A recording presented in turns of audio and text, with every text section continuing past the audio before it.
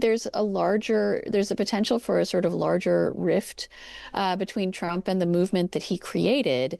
And if he doesn't control it, I don't think we know what that sort of force could be. I wonder if we're going to get some reference to Epstein at that news conference, because that really is kind of taking off, Molly, isn't it? I mean, Donald Trump, the more he tries to sort of damp it down, the hotter it gets. And now Elon Musk has piled in again, hasn't he? That's right. It does seem to be a scandal, or whatever you want to call it, that just won't die. I think there's just clearly so much outrage and curiosity around it among Trump's own supporters that it's been, and because he hasn't given a sort of satisfactory explanation beyond this, Justice Department memo that basically just said there's nothing to see here, and now and Trump himself keeps bringing it up, even as he has told people to move on from it.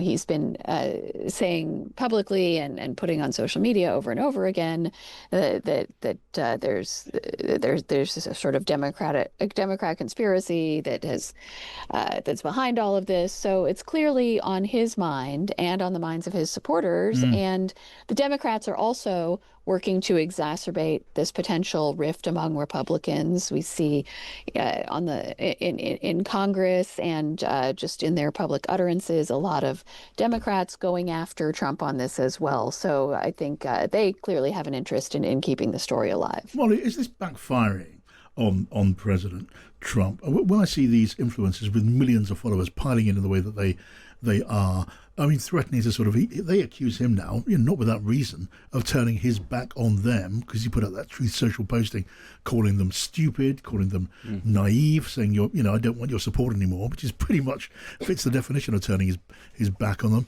He doesn't need these people to turn their back on him, let alone some of these mega followed influencers. Yeah, it's really amazing. I don't think we've ever seen a rift like this between Trump and his core base of support, who are so famously loyal to him. He has always had such an incredible stranglehold on these people, and they have followed him so loyally through so many different controversies. Yeah. But in this case, him actually saying, "I don't want your support," I think, as you said, you're all stupid for falling for this. That's not something we've seen him do before, and it's clearly gotten under his skin and made him angry, and he's sort of lashing out at some of the very people who have been the most loyal to him. I want to bring in Martina and Matthew in just a second, but is there any chance of this move in Congress to force the publication of the Epstein files? Molly, I see that Marjorie Taylor Greene, of all people, is saying she's going to vote with the Democrats on this, and there are others too, but might they get the numbers, or is that just beyond their reach? It's possible. I think there are procedural reasons that make it somewhat unlikely, but the Democrats are clearly driving at it, and as you say, there are a few Republicans on board as well.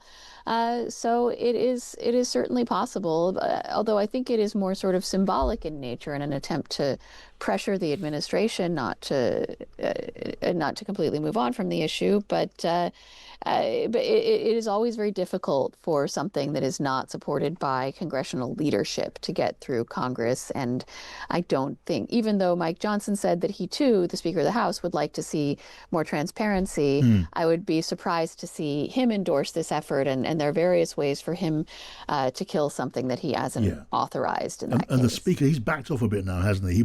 He seemed to be in the publish camp, and now he seems to be saying publish what's credible, which is an echo of what Donald Trump was saying. And by saying let's publish what's credible, it kind of implies that stuff isn't going to be published.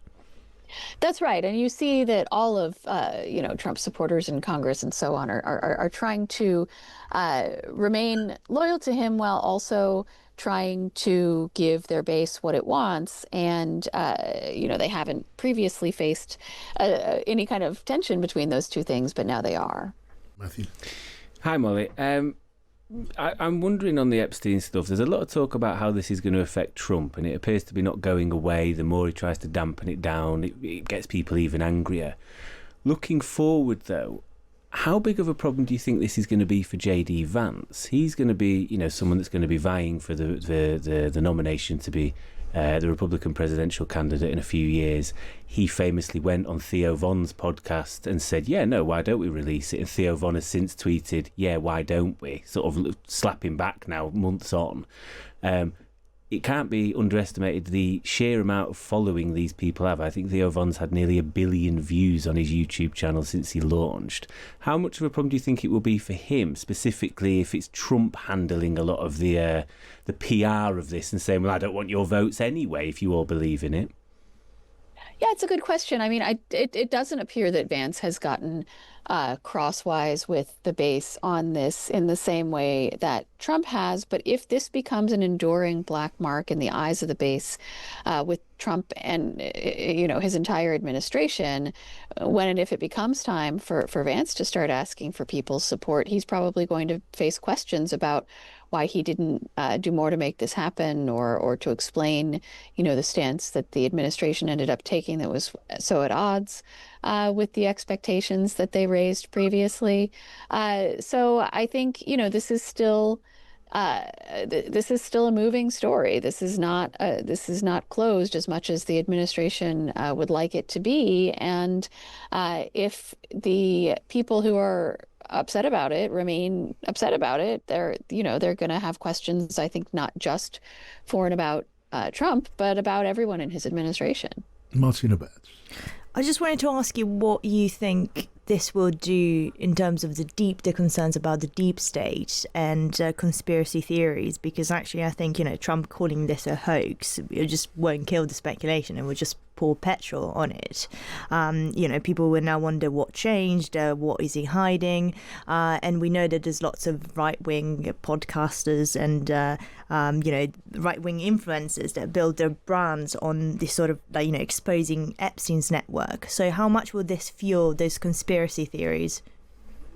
Well, it's interesting. I mean, I think yes, the conspiracy theory aspect of it has obviously been a very big part of Trump's brand and his appeal, and he's always been very sympathetic to those types of voices. And now you see people like Alex Jones, famous conspiracy theorist, is among those who are blasting Trump over the attack he's taken on this. The other thing I think is interesting is that Trump has also faced blowback from MAGA on national security issues, whether it's the turn he's taken on Ukraine or the decision to strike Iran.